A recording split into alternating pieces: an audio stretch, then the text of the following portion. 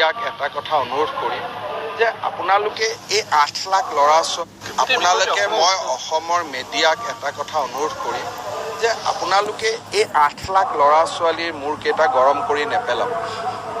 এইটো ভাল কথা নহয়। কোনোবা এজনে এটা টুইট কৰি দিলে যে মোৰ ইয়াতে মোৰ মানুহে মোক যোগাযোগ কৰিছে। আৰে ভাই, তেনেকৈ পৰীক্ষা ৰিজাল্ট হয় নেকি?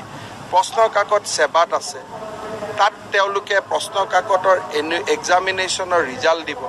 ৰিজাল্ট দিলে যেতিয়া গোটেই অসমৰ দুখীয়া মানুহবিলাকৰ ল'ৰা ছোৱালীবিলাকে পাব, চবৰে চকু খুলি যাব। এতিয়া 15 তাৰিখে কামাণ্ডো বেটেলিয়নৰ ৰিজাল্ট দিব। আপোনালোকে চাব কোনবিলাকে পাব। প্ৰথম ক'লে 8 লাখ ষ্টুডেণ্ট, কেনেকৈ 12 লাখে পৰীক্ষা দিলে। তাৰপিছত ক'লে কেনেকৈ ইণ্টাৰনেট বন্ধ কৰিলে। অসমৰ 2-এটা ৰাজনৈতিক দল আৰু সংবাদ মাধ্যম 2-এটা তেওঁলোকে চেষ্টা কৰি আছে যে কেনেকৈ 1 লাখ নিযুক্তিটো বন্ধ হ'ব পাৰে। মই ক'লো নহয়, ভূপেন বৰাই আলোচনা কৰিব নেকি? কংগ্ৰেছে ভাল পাব নেকি যদি 26,000 ল'ৰা ছোৱালীয়ে 1 টকা নিদিয়াকৈ চাকৰি পায়? তেওঁলোকে ভাল পাব নেকি? আৰে বাবা, ৰিজাল্টটোলৈকেতো ৰখক। ৰিজাল্টটোত ওলাব নহয় যে মুকেশ আম্বানী ল'ৰাই চাকৰি পাইছেনে গাঁৱত পকৰি বিক্ৰী কৰা ল'ৰা ছোৱালীয়ে চাকৰি কৰিছে। ৰিজাল্টে ক'ব নহয়। এটা ষড়যন্ত্ৰ নহয়। মই ভাবোঁ যে এইবিলাক হৈছে মানসিকভাৱে খুব দুৰ্বল, যে চাকৰি দি দিব বিজেপিৰ ভাল হৈ যাব। আৰে বিজেপিৰ ভাল নহয়, 26,000 দৰিদ্ৰ পৰিয়ালৰ ঘৰত খোৱা বোৱাৰ এটা পথ উজ্বলিব। তেওঁলোকৰ পিতৃ মাতৃ অপেক্ষা কৰি আছে। এজন ল'ৰাই কৈছে যে মোৰ প্ৰাক্তন বিধায়কে পইচা খুজিছে। প্ৰাক্তন বিধায়কৰ নাম সুধিছোঁ, কয় নাম নাজানো। গাড়ী নম্বৰ ক'লে নাই।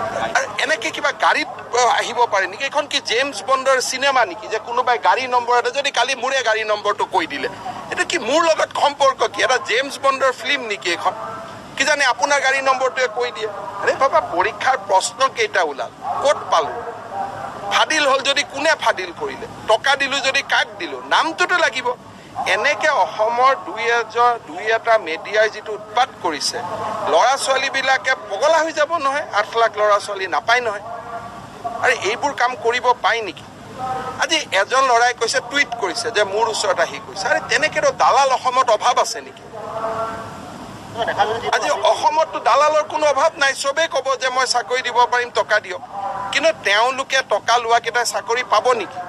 সেইটোতো অপেক্ষা কৰিব লাগিব নহয় ৰিজাল্ট দিয়ালৈকে। সংবাদ মাধ্যমৰ এটা ডাঙৰ গুৰুত্বপূৰ্ণ ভূমিকা আছে। কিয় আজি প্ৰথম দিনাৰ পৰাই 2টামান সংবাদ মাধ্যমে চেষ্টা কৰি আছে। প্ৰথম ক'লে ইণ্টাৰনেট কিয় বন্ধ কৰিব লাগে, তাৰপিছত ক'লে 9 লাখ ল'ৰা ছোৱালী 12 লাখ কেনেকৈ পৰীক্ষা এমপ্লয়মেণ্ট এক্সচেঞ্জত আহিলে। আৰে 4টা পৰীক্ষাত যদি এজন ল'ৰাই 4টা পৰীক্ষা দিয়ে, বহি 12 লাখখন নহ'ব নেকি? কেইটামান সংবাদ মাধ্যমে এইটো বহুত চেষ্টা কৰি আছে, 2-এজনে, আৰু কেইটামান ফ্ৰাষ্ট্ৰেটেড পলিটিকেল পাৰ্টি। ৰিজাল্টৰ দিনাখন পানী গাখীৰ হৈ যাব নহয়। ৰিজাল্ট মইতো কৈছোঁ যে দুৰ্গা পূজাৰ আগত এটা, দুৰ্গা পূজাৰ পিছত এটা দি দিব লাগে।